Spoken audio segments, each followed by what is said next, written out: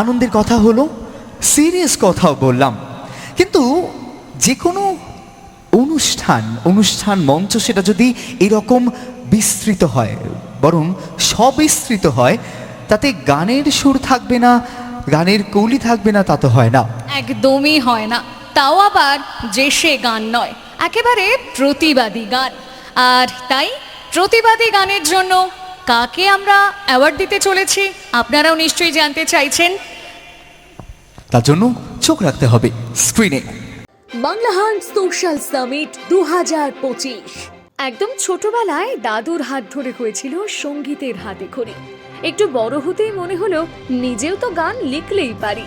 ব্যাস সেই থেকে শুরু নিজে নিজে গান লেখা এবং সঙ্গে সুর করা। সেই ছোট্টবেলা থেকে বড়বেলা পর্যন্ত তৈরি করেছেন অসংখ্য গান এবং করেছেন গানের মধ্যে প্রতিবাদ। বাংলাদেশের অস্থির অবস্থার কথা মনে আছে নিশ্চয়ই। হাসিনার অন্তর্বাস নিয়ে সেলফি তোলা, বঙ্গবন্ধুর মূর্তি ভাঙা, সেই সময় গানের মাধ্যমে করেছিলেন জোরালো প্রতিবাদ। সঙ্গে সঙ্গে ভাইরাল হয় সেই গান। তারপর তিলোত্তমার বিচার চেয়ে গান, পেহেলগাঁও হামলার প্রতিবাদ করা গান, সবটাই গানে গানে। সঙ্গে সঙ্গে বেড়ে গেল লক্ষ লক্ষ ভক্ত। গান গাইতে তো কতজন পারে, কিন্তু গানের মধ্যে প্রতিবাদ করতে পারে কজন?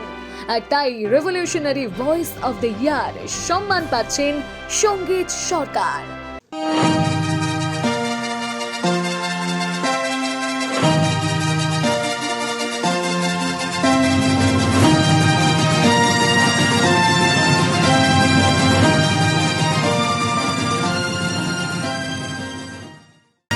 বাংলা এবং বাঙালিকে তার সঙ্গীতের সম্ভার যে উজাড় করে দিয়েছে, এই মুহূর্তে আমাদের পরবর্তী category revolutionary voice of the year, it goes to naan other than সঙ্গীত সরকার। একটা জোরে হাততালি হয়ে যাক সঙ্গীত সরকারের জন্য।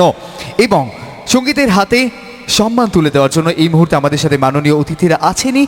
আমরা মঞ্চে স্বাগত জানাবো মেরিস্কি গ্রুপের সিইও মিস্টার সাইমন ঘোষকে। একবার জোরে হাততালি হয়ে যাক মিস্টার সাইমন ঘোষ। এবং এই মুহূর্তে আমাদের এক অসাধারণ category revolutionary voice of the year, এবং we have this amazing man standing. আমরা প্রথমেই অনুরোধ করবো ডক্টর সুকান্ত মজুমদারকে to please do the honours. এই সুন্দর অ্যাওয়ার্ড আমরা তুলে দেবো সঙ্গীতের হাতে। একটা জোরে হাততালি হয়ে যাক প্লিজ এই বিশেষ মুহূর্তটার জন্য। এবং মিস্টার সাইমন ঘোষকে আমি অনুরোধ করবো, কিন্তু তার আগে মহারাজজিকে আমি অনুরোধ করবো এই সার্টিফিকেট তুলে দেওয়ার জন্য সঙ্গীতের হাতে।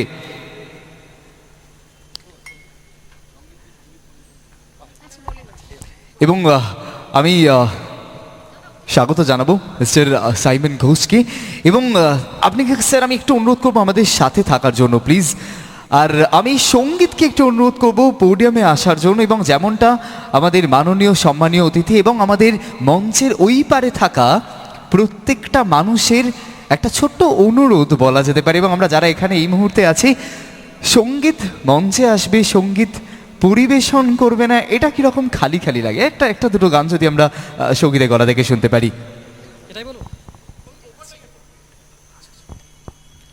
ধন্যবাদ বাংলাহানকে। আসলে এটা কোনো শিল্পী পুরস্কার নয়, এটা বাংলার প্রতিবাদী কণ্ঠগুলোকে জানিয়ে দেওয়া যে বাংলার মানুষ প্রতিবাদের সঙ্গে আছে। তারা ভুলে যায়নি তিলোত্তমার চোখ বেয়ে নেমে আসা রক্তের ফোঁটা, তারা ভুলে যায়নি লাঠির আঘাতে শিক্ষাগুরুর রক্তাক্ত শরীর, তারা ভুলে যায়নি চাকরি চুরি যাওয়ার যন্ত্রণা, তারা ভুলে যায়নি মুর্শিদাবাদে হরগোবিন্দ দাস চন্দন দাসের ক্ষতবিক্ষত দেহ, তারা ভুলে যায়নি পেহেলগ্রামের হত্যাকাণ্ড। তো ইতিহাস সাক্ষী আছে, যতবার বাঙালির পিঠ দেয়ালে ঠেকে গেছে সে মেরুদণ্ড সোজা করে দাঁড়িয়েছে। আমার মনে হয় সে দেয়াল খুবই সন্নিকটে। তো আমাদের রুখে দাঁড়ানোর সময় এসেছে। সবাই মেরুদণ্ড সোজা করে বাঁচি, সবাই ভালো থাকবেন।